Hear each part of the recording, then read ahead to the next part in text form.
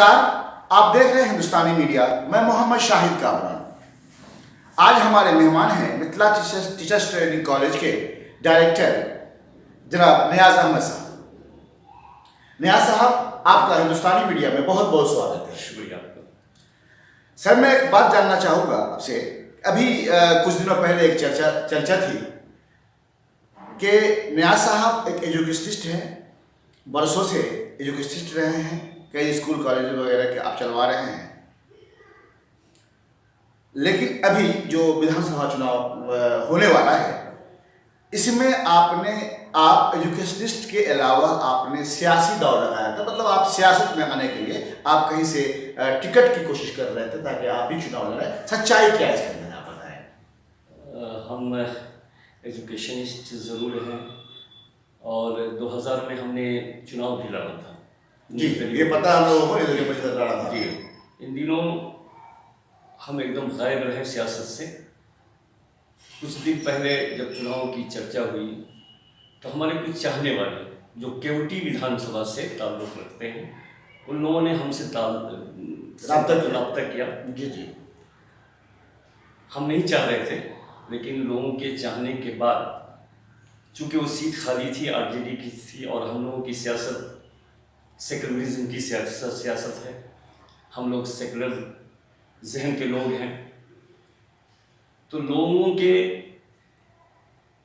इतने कहने के बाद हमारा भी मन किया, क्योंकि सियासी जहन तो पहले से था ही। जी, तो हमने भी कोशिश किया। चूँकि हमारा घर का विधानसभा, जहाँ मेरा घर है, मेरा गांव है, वो और केवटी दोनों लगा हुआ है, कोई ज़्यादा दूरी नहीं है। हमने बहुत कहने के बाद, लोगों के असरार करने के बाद, हम ये फैसला लेने पर मजबूर हुए कि वहाँ से चुनाव फाइट किया जा सकता है। क्योंकि हम दूर के लोग नहीं हैं, हम भी पड़ोस के लोग हैं। जी, केवटी और बिस्फी में कोई फ़र्क नहीं है। जी, फ़र्क इतना ही है, ज़िला अलग है, दिल एक ही है दोनों का, केवटी के लोगों का भी और बिस्फी के लोगों का भी। तो फिर आप मैदान में क्यों नहीं आए? टिकट नहीं, हमने यही मैं बताना चाह रहा हूँ कि हमने कोशिश किया, क्योंकि सीट खाली थी, फराज फातिमी वहाँ से थे, वो अब वहाँ से नहीं रहे। जी, तो हमने भी आवेदन किया, हमने भी दरख्वास्त दिया पार्टी के पास, और पार्टी ने उस पर विचार भी किया। जी, लेकिन अब सीनियर लीडर सिद्दीकी साहब ने हमारे नेता को कह दिया कि मैं वहाँ से चुनाव लड़ना चाहता हूँ। इसलिए नेता ने हमको कहा कि चूँकि सीनियर लोग हैं, उसके खिलाफ हम नहीं जा सकते हैं। तो हम भी सर्वखम हो गए। तो मतलब ये माना जाए कि अगर 2020 नहीं तो आने वाले वक्त में आप सियासत में 2020 तो ऐसा है कि अल्लाह ताला अगर ज़िंदगी कायम रखा तो इंशाअल्लाह, कल क्या होता है उसको किसने देखा, ये आने वाला वक्त बताएगा। ये आने वाला वक्त बताएगा। लेकिन इन हाल के दिनों में हमने कोशिश ज़रूर किया और हमको मुस्बित ये पैगाम भी मिला, हाँ, यकीन दहानी कराई गई थी। लेकिन चूँकि सीनियर लीडर सिद्दीकी साहब थे, तो उनके सामने हम लोगों को भी झुकना था। जी, उनके फैसले के खिलाफ हम लोगों को भी जाने की जरूरत थी। सर एक बात जानना चाहेंगे आपसे कि आपका घर बिस्फी असेंबली हल्का में ही पड़ता है और अल्हम्दुलिल्लाह आप एक अरसे दराज से सियासत में भी रहे हैं और एजुकेशन से भी लगा रहा है। पिछले 10 साल से आपके बड़े भाई भी सियासत में हैं और वहाँ के MLA हैं, सिटी MLA हैं। आप ये बताएं कि अभी जो इलेक्शन होना है, इसमें डॉक्टर फैयाज अहमद की हालत कैसी है, किसी स्थिति क्या है उनकी, जबकि लोगों की शिकायत तो लगी रहेगी, वो लगी रहती है, कभी रोड, कभी नाला, ये सड़क, कभी ये लगा। सबसे बड़ी बात है कि फैयाज साहब एक ईमानदार आदमी, ईमानदार सियासतदान है, किसी तरह का कोई दाग उनके ऊपर नहीं है। जी, दूसरी बात ये कि जो आदमी काम करता है, नाराज़गी भी उसी से होती है और ये अपनापन जाहिर करता है। जो लोग नाराज़ होते हैं, इसका मतलब है कि वो अपने लोग हैं, कहीं ना कहीं उस खामियों को उनके सामने लाना चाहते हैं, वो चाहे जिस सूरत में हो, नाराज़गी की सूरत में हो, हंस करके हो या गुस्सा करके हो, लेकिन वो अपने लोग हैं हमारे, मैं उनको अपना मानता हूँ और ऐसे लोगों को अच्छा मानता हूँ कि वो हमको निशानदेही कर रहे हैं कि यहाँ पर गलतियाँ हुई हैं। इंसान है, इंसान गलतियों का पुतला होता है, मैं इसको मानता हूँ और 10 साल से काम किया है, पूरी कोशिश उन्होंने की है। आज रोड का जाल बिछा दिया हुआ है बिस्फी में उन्होंने। कुछ कमियाँ रह गई होंगी, हम मानते हैं, इंसान हर खामियों को दूर नहीं कर सकता है, इतना काम नहीं कर सकता है कि जब सब खुश हो जाए। कहीं ना कहीं कुछ कमी रह गई होगी, इंशाल्लाह मौका देंगे तो वो भी पूरा करेंगे। वो करने वाले आदमी हैं, पीछे पलट करके देखने वाले आदमी नहीं। सर वहाँ मुस्तहकम आदमी। सर वहाँ बहुत स्ट्रॉन्ग उम्मीदवार उनके फयाज साहब के अगेंस्ट में है, जैसे कि देखिए वो जहाँ पर बचौल डायरेक्ट फाइट है वहाँ कोई प्रॉब्लम नहीं है। किससे फाइट होगा? हमारा बचौल ठाकुर से ही होगा, लेकिन डायरेक्ट फाइट है। जहाँ जेडीयू के उम्मीदवार हैं वहाँ ज़्यादा प्रॉब्लम है, हमको वहाँ कोई प्रॉब्लम नहीं है। हम फैयाज साहब लास्ट चुनाव में 35-40 हज़ार से जीते थे, इस मरतबा 60 हज़ार से जीते। मतलब ये आपका दावा है? दावा है, एकदम यकीन है, दावा ही नहीं, यकीन है, यकीन, मैं मुसलमान यकीन से कह रहा हूँ। मैंने ये हमने देखा है कि जहाँ पर जो भाजपा कैंडिडेट है उससे अगर यूपीए को फाइट है तो वहाँ कोई प्रॉब्लम नहीं है, जहाँ जेडीयू से फाइट है वहाँ प्रॉब्लम है। ये सीधा हमारा मुहासबा है। सर आप कभी अभी जो इस इलेक्शन जो होने वाला है, इस दौरान आपने कभी अपने इस बिस्फी असेंबली हल्का का दौरा किया है? लोगों से मुलाकात किया? कल परसों से करने वाले हैं, चूँकि कल सिंबल कन्फर्मेशन है, सिंबल कन्फर्मेशन हो जाएगा तो इंशाल्लाह परसों से हम भी दौरा करेंगे और सभी भाइयों से मिलेंगे। अगर कोई गिला शिकवा होगा तो उसको भी दूर करने की कोशिश करेंगे। हम लोग एक शरीफ ख़ानदान से और वो लोग भी जानते हैं कि हम लोग शरीफ लोग हैं, शरीफ ख़ानदान से हैं और इंशाल्लाह उनके सामने शराफत से ही पेश आते हैं, वो लोग भी हमारे सामने शराफत से पेश आते हैं। ये जो शिकायत की बात है वो शिकायत हो जाती है कभी कभी, 10 साल से काम किया है हमने, शिकायत होगी ही, जाहिर सी बात है। काम हम करेंगे तो शिकायत किससे होगी? दूसरों से थोड़ी होगी, शिकायत भी हमसे ही होगी और हम उसको सर्वप्रथम कबूल करते हैं कि कहीं ना कहीं खामियां हुई होंगी। जो भाई हमारे कुछ नाराज़ हैं हम उनसे दरख्वास्त करेंगे कि मौका दें, इंशाल्लाह वो भी आपकी जो कमियां हैं इंशाल्लाह हम उसको भी दूर करेंगे, कोशिश करेंगे, पूरी कोशिश करेंगे। हम यकीन दिलाना चाहते हैं कि कहीं कोई दिक्कत नहीं है, एक ईमानदार और शरीफ उम्मीदवार आपके सामने खड़ा है। 10 साल से लोगों ने देखा है कि फैयाज अहमद का रवैया कैसा रहा है, कुछ कमियां हो सकती हैं। देखिए 3 लाख की आबादी है, आदमी एक घर को नहीं संभाल सकता है, 3 लाख को संभालना मामूली बात नहीं है। वो करते हैं, बखूबी अंजाम देते हैं और अल्लाह ताला उनको इस मकाम पे और बुलंद मकाम इस रास्ते में अता करे कि लोगों की खिदमत करते रहें और ईमानदारी से खिदमत करें। सियासत में ईमानदार होना बहुत बड़ी बात है। आज आप नज़र उठा करके देख लीजिए कि कितने उम्मीदवार बिहार में इस तरह के ईमानदार मिलेंगे, किसी तरह का कोई रिश्वत नहीं, किसी तरह का कोई, आज तक कोई उंगली नहीं उठा सकता है इनके ऊपर। तो ये उनकी खूबियाँ हैं। अब खूबियाँ जहाँ होंगी तो कुछ खराबियाँ भी होंगी, हम उसको भी कबूल करते हैं।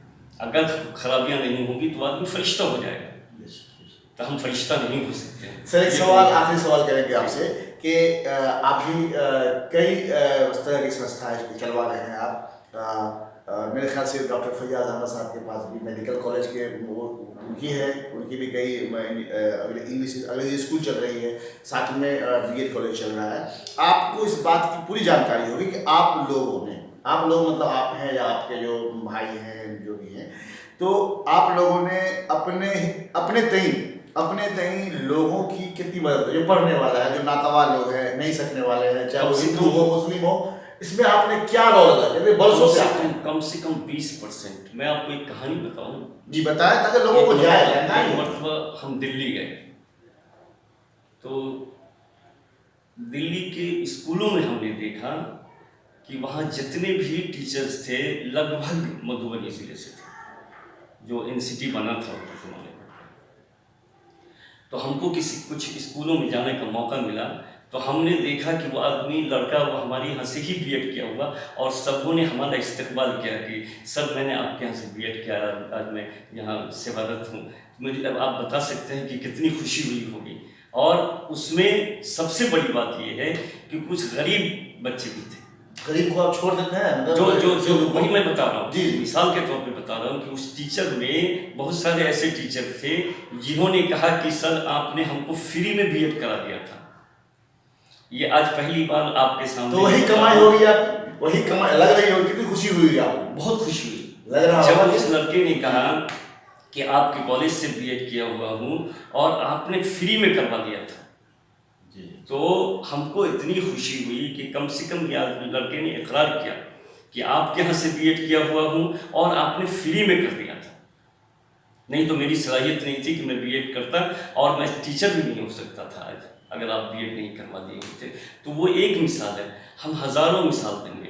आइम्मा मसाजिद हैं, मैं उनको फ्री करता हूँ हर साल। जब हमारे पास वो सुविधा थी, सहूलतें थी कि मैं खुद से एडमिशन करूं, तो हमारे यहाँ मिल्लत में दोनों जगह हम लोगों ने कोशिश किया, देखा कि जो आदमी गरीब है तो वाकई उसको हम मदद करें और किया। ये बोलने की ज़रूरत नहीं है, तो कर करके एक एहसान करने वाली बात हो जाती है। सवाल की जानकारी के लिए सवाल किया, इसमें हमने जवाब मैंने ये बोलना नहीं चाहिए सर। ये हम लोग भी बहुत नीचे से ऊपर उठे हैं, इसलिए गरीबों की बड़ी कदर है हमारे दिल के अंदर। हम भी कोई आसमान से उतरे हुए इंसान नहीं है। हम लोगों ने, हमारे परिवार ने भी बहुत संघर्ष किया और संघर्ष के हम -0 से ऊपर उठे हुए हैं।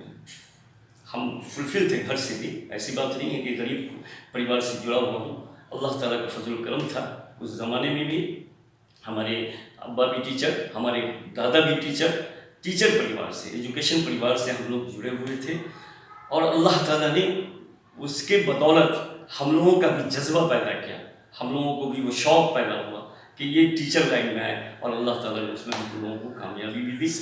और नज़र उठा करके देखते हैं तो हज़ारों लोग, लाखों लोग आज नौकरी में हैं, बड़ी खुशी होती है।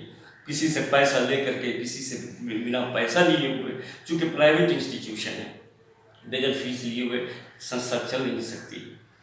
तो उसी को देखते हुए, उसी को मद्देनजर रखते हुए हमने काम किया है और ईमानदारी से काम किया है। लोग चाहे जो भी बोले, वो उनकी सोच है, लेकिन हमारी जो सोच है वो हमने बताया। हमने आवाम की इस तरह से भी बड़ी खिदमत की है। 1985 से एक हमारी गांव में एक मौलाना आए जो टीचर हैं, उन्होंने कहा कि हमने तो फ्री में कर लिया था ऐसे ही, हमको मालूम नहीं था कि इसमें हमको नौकरी भी मिलेगी। और उसको नौकरी मिली हैंड टू माउथ आदमी। आज उसको 45,000 रुपया मिल रहा है।